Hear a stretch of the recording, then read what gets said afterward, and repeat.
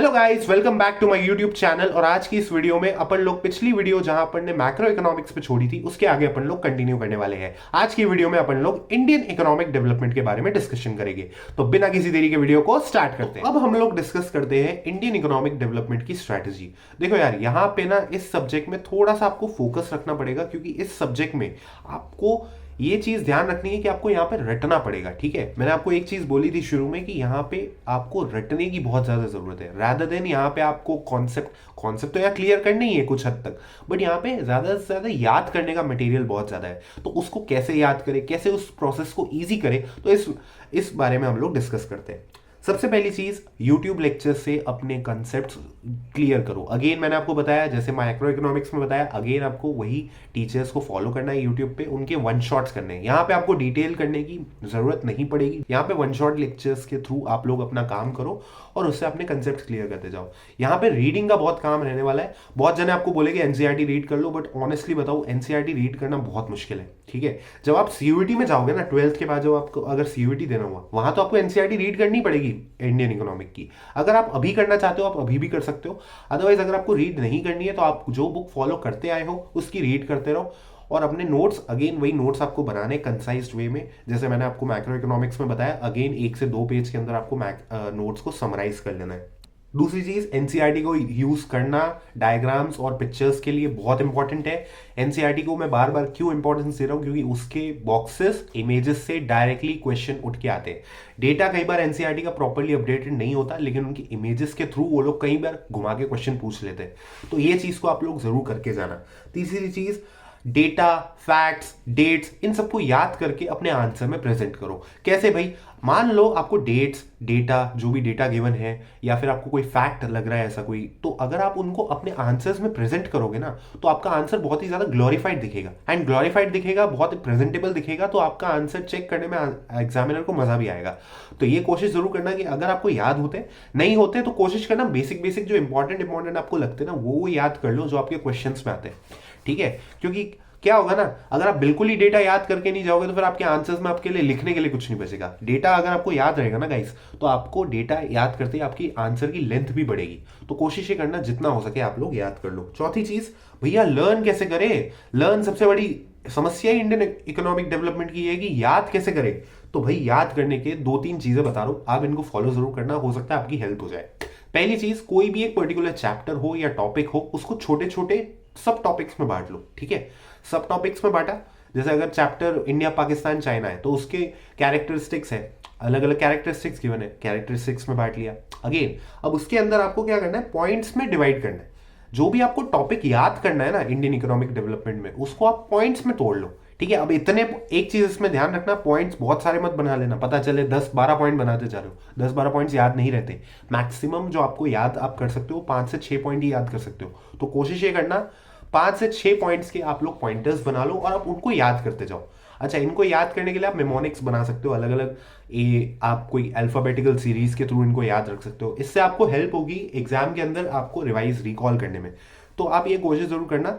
और अगर आपको इन चीज़ों से भी थोड़ा बहुत फायदा मिल रहा है, आपको थोड़ा और अच्छे से करना है, तो देखो एक बेस्ट तरीका बता रहा हूँ, राइटिंग करके लिख के याद करो। ठीक है, बहुत जने बोलेंगे टाइम वेस्ट है ये, लेकिन अगर आपको लिख के याद होता है ना, तो लिखने से ज़्यादा इफेक्टिव कुछ नहीं है। ठीक है, हर चीज़ नहीं लिखनी है, लेकिन एक टॉपिक आपको याद हुआ, आपने उसको फिर लिख के देख लिया, तो उससे आपका टॉपिक बहुत ही पक्का होता जाएगा। तो कोशिश ये करना, इन तीनों टिप्स का आप एक छोटा सा मिक्सचर बनाओ, बैलेंस बनाओ, और उससे आप अपनी इंडियन इकोनॉमिक डेवलपमेंट याद करो। ठीक है, पांचवी चीज, again presentation is the key. Keywords को अंडरलाइन जरूर करना प्लीज गाइस, कीवर्ड्स अंडरलाइन करना यहाँ बहुत इंपॉर्टेंट है।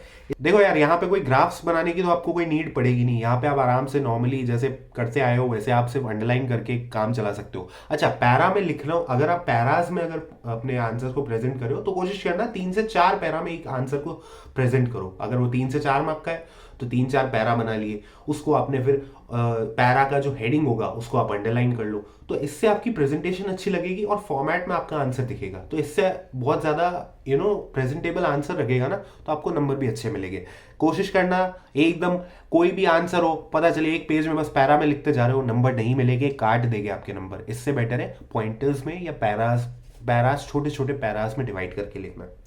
अगली चीज भाई, टैकल कैसे करें अपने डेटा इंटरप्रिटेशन, पिक्चर इंटरप्रिटेशन के क्वेश्चन। इस बार के सैम्पल पेपर में भी शायद पिक्चर इंटरप्रिटेशन का क्वेश्चन था जो कि एक स्कीम से रिलेटेड था। तो अब देखो स्कीम रिलेटेड क्वेश्चन था, तो आपको ऐसा तो है नहीं कि सिर्फ पिक्चर दे दी आपको क्वेश्चन में और फिर आपको बोला इसका क्या मतलब है, कुछ ना कुछ आपसे पूछेंगे ना उस पिक्चर के बेसिस पे। तो जैसे इस बार के सैम्पल पेपर में क्या था कि आपको से एक स्कीम पूछी गई थी पर्टिकुलरली, तो उस स्कीम के बारे में आपको डिस्क्राइब करना है उस, और जो आपकी इमेज होगी उसको एज एन एग्जांपल उसको यूज कर लो। नॉर्मली अगर आपको पिक्चर बेस्ड क्वेश्चन को ट्रीट करना है, अगर आपको उसको टैकल करना है, तो एक ही तरीका है, उसको अपने सिलेबस से कनेक्ट करके देखो। सिलेबस से कनेक्ट करके आपको कोई ना कोई टॉपिक ऐसा जरूर आपके दिमाग में आएगा। ये तब आएगा जब आपको सारे टॉपिक्स का एक माइंड मैप बना होगा आपके दिमाग में कि ये टॉपिक्स है मेरे पास इकोनॉमिक्स में। तो आप जब वो चीज कर लोगे ना, तो आप जब पिक्चर बेस्ड क्वेश्चन करने जाओगे आपको अपने आप दिमाग में ये चीज आएगी कि भाई ये टॉपिक पर्टिकुलरली इस टॉपिक से है, तो फिर उसके बारे में आपको एक्सप्लेन करके उस पिक्चर का हल्का फुल्का रेफरेंस दे देना, उसको एग्जाम्पल में दे देना।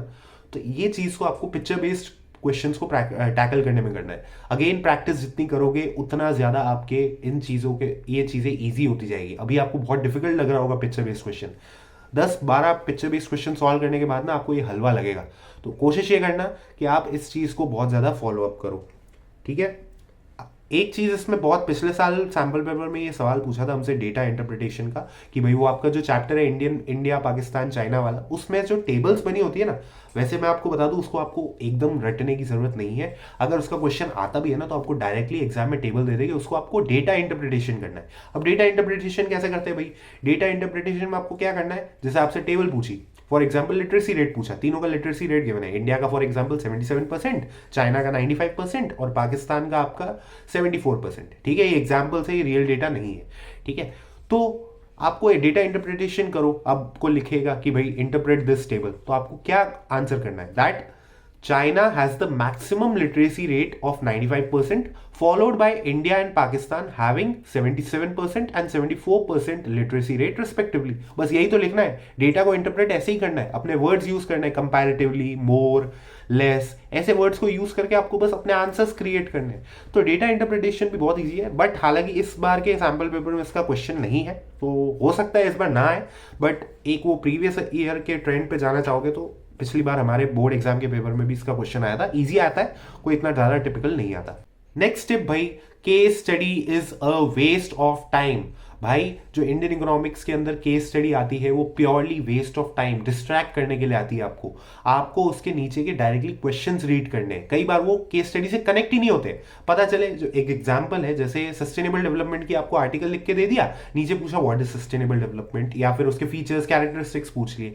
तो अब ये तो टॉपिक आपका अपने सिलेबस में इंडियन इकोनॉमिक के, तो आप कोशिश ये करो डायरेक्टली क्वेश्चंस रीड करो सबसे पहले, और आप ये डिसाइड करो ये डायरेक्ट क्वेश्चन है या रेफरेंस के थ्रू है। मोस्टली केस में क्या होगा ना, ये डायरेक्ट क्वेश्चन आता है, तो डायरेक्ट क्वेश्चन में आपको क्या करना है, डायरेक्ट लिखा आपको आंसर, हल्का फुल्का आपको अपने पैरा से, जो आपका केस स्टडी का पैरा आया है उससे आपको अपना रेफरेंस दे देना है हल्का सा। रेफरेंस में क्या करना है, कोई लाइन यूज कर लिया आपके केस स्टडी की, बस इतना ही करना होता है। इंडियन इकोनॉमिक की केस स्टडी इतनी हार्ड नहीं आती, और मैक्रो इकोनॉमिक की केस स्टडी कई बार लिंक होती है, ठीक है, उसको आपको रीड करना ही पड़ेगा। लेकिन इंडियन इकोनॉमी में आपको इतनी कोई दिक्कत नहीं आएगी केस स्टडी में, it's a pure waste of time.